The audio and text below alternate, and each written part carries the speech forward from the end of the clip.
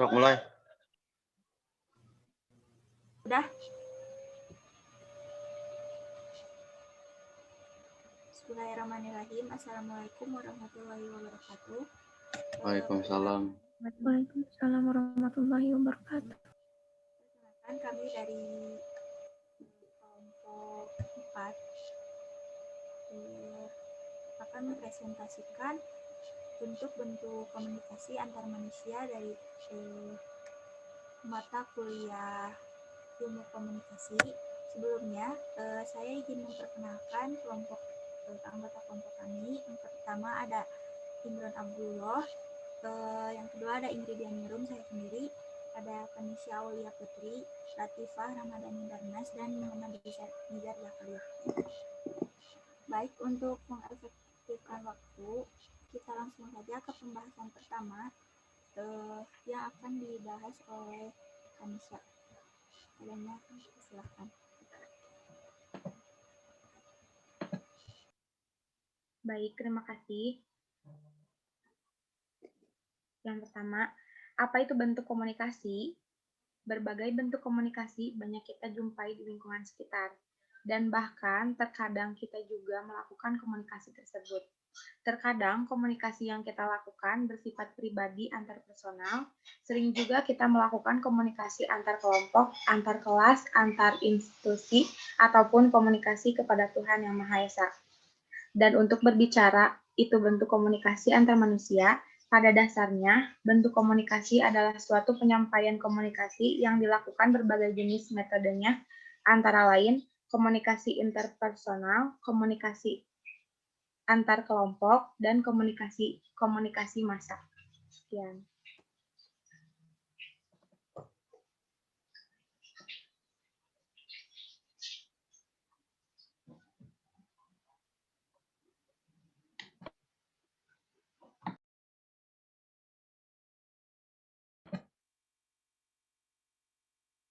Ingrid suarana Ingrid.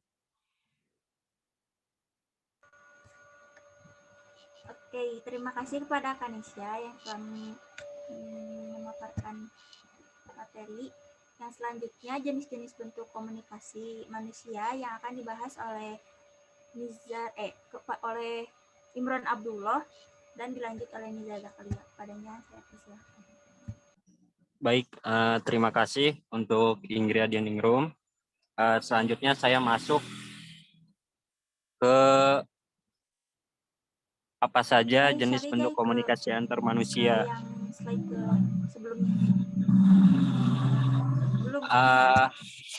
Kita masuk ke nomor 1, yaitu komunikasi intrapersonal.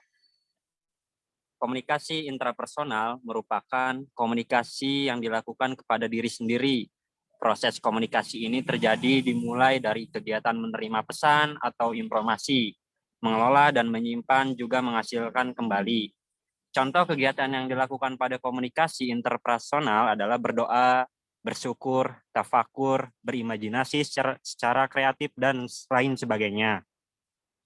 Masuk yang kedua, komunikasi interpersonal.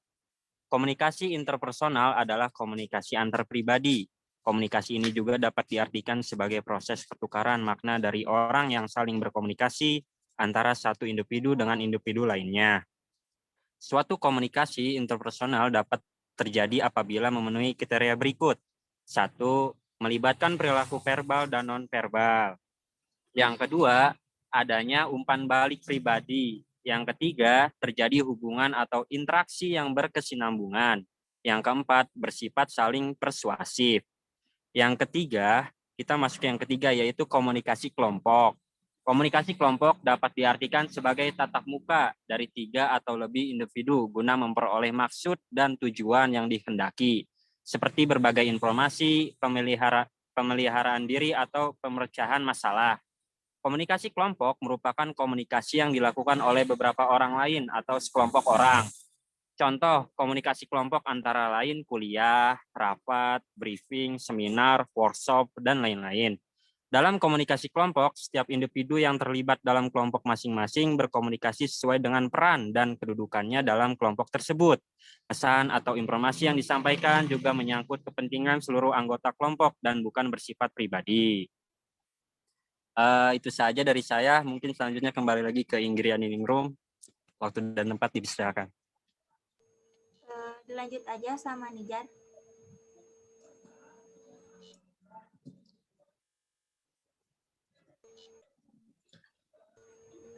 Lanjut sama Ijai. Terima kasih kepada moderator. Lanjut pada nomor 4, komunikasi organisasi. Komunikasi organisasi adalah komunikasi antar manusia yang terjadi dalam hubungan organisasi. Komunikasi organisasi merupakan proses komunikasi yang berlangsung secara formal maupun non-formal dalam sebuah sistem yang disebut organisasi. Komunikasi organisasi sering dijadikan sebagai objek studi sendiri karena luasnya ruang lingkup komunikasi tersebut. Pada umumnya, komunikasi organisasi membahas tentang struktur dan fungsi organisasi, hubungan antar manusia, komunikasi dan proses pengorganisasian, serta budaya organisasi. Dilanjutkan pada nomor 5, yaitu komunikasi organisasi sama ya? Komunikasi massa. Oh, dilanjutkan kepada komunikasi massa nomor 5. Komunikasi massa merupakan bentuk komunikasi yang menggunakan saluran media dalam menghubungkan komunikator dan komunikan secara massal. Berjumlah banyak, bertempat tinggal yang jauh, sangat heterogen dan menimbulkan efek tertentu. Jadi, komunikasi massa sebagai pesan yang dikomunikasikan melalui media massa pada sejumlah besar orang. Ciri-ciri komunikasi massa adalah sebagai berikut. 1. Komunikator biasanya suatu lembaga media massa. 2. Hubungan antara komunikator dan pemirsa bukan bersifat pribadi. 3. Menggunakan media massa. 4. Mediumnya dapat digunakan oleh orang banyak. 5. Komunikan adalah massa yang bersifat heterogen. 6. Penyebaran pesan serentak pada saat yang bersamaan. 7. Umpan balik bersifat tidak langsung. 8. Pesan yang disebarkan cenderung tidak langsung berpengaruh terhadap massa. Dan ciri-ciri tersebut, komunikasi massa dapat diartikan sebagai komunikasi yang ditujukan kepada sejumlah besar khalayak yang tersebar heterogen melalui media cetak atau elektronik sehingga pesan yang sama dapat diterima secara serentak dan sesaat. Sedangkan komunikasi yang dilakukan melalui penggunaan media lain selain media massa disebut komunikasi medio. Komunikasi medio biasanya menggunakan media surat, telepon, pamflet, poster, brosur, spanduk, dan sebagainya. Mungkin sekian dari saya. Dikembalikan lagi kepada moderator. Baik, terima kasih pada Imron dan Nizar yang telah memaparkan materi, dan selanjutnya materi selanjutnya akan dibahas oleh Latifah. Padanya saya persilahkan.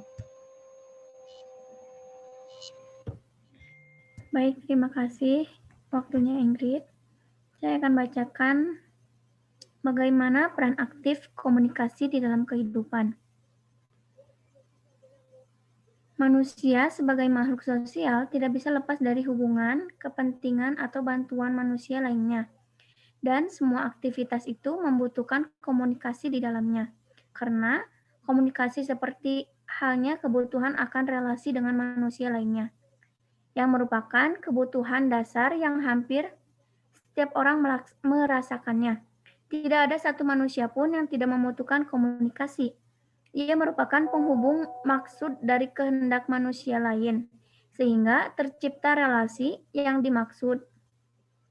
Baik itu dalam kehidupan sehari-hari, di rumah tangga, di tempat kerja, di pasar, di kampus, di perpustakaan, bahkan di dalam berbangsa dan bernegara. Sifat manusia untuk menyampaikan keinginannya dan untuk mengetahui hasrat orang lain merupakan awal keterampilan manusia berkomunikasi secara otomatis melalui lambang isyarat. Kemudian disusul dengan kemampuan untuk memberi arti setiap lambang itu dalam bentuk bahasa verbal. Usaha-usaha manusia untuk berkomunikasi lebih jauh terlihat dalam berbagai bentuk kehidupan mereka di masa lalu.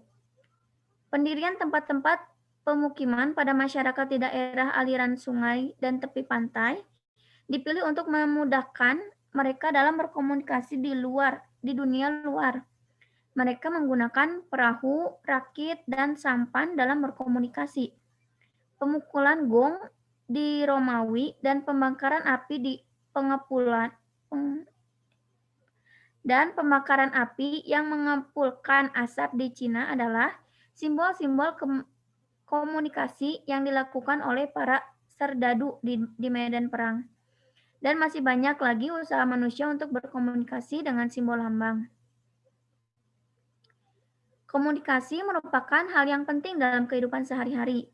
Komunikasi yang baik sangat penting bagi efektivitas kelompok atau organisasi apapun.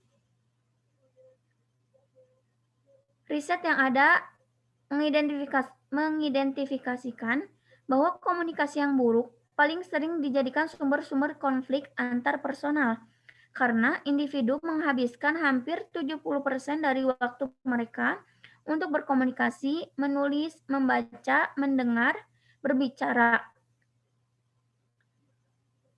Berbicara adalah hal yang masuk akal untuk menyimpulkan bahwa satu dari kekuatan terbesar yang merintangi kinerja kelompok yang berhasil adalah kurangnya komunikasi yang relatif.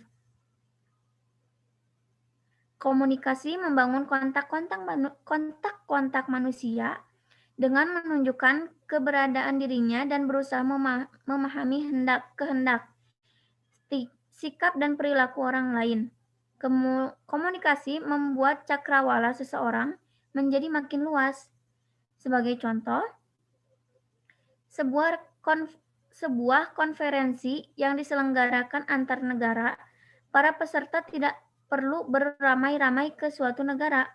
Mereka cukup menekan tombol komputer yang dihubungkan dengan satelit.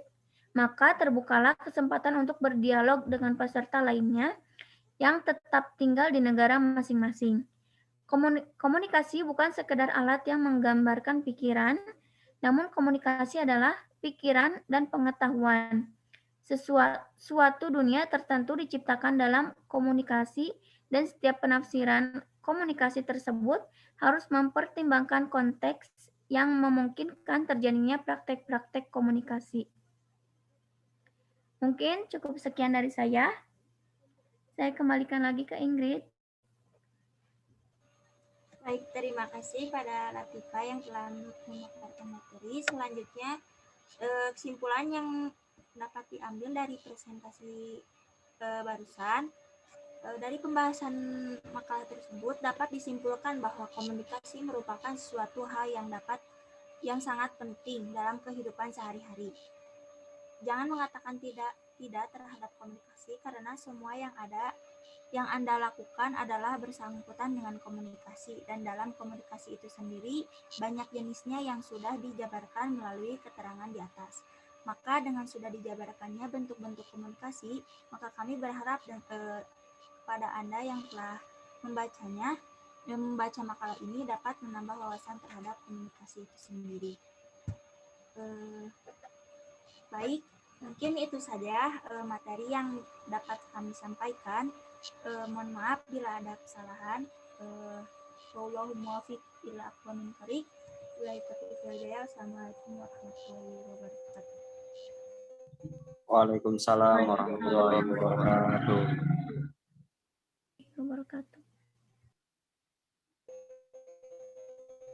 Udah, Jar.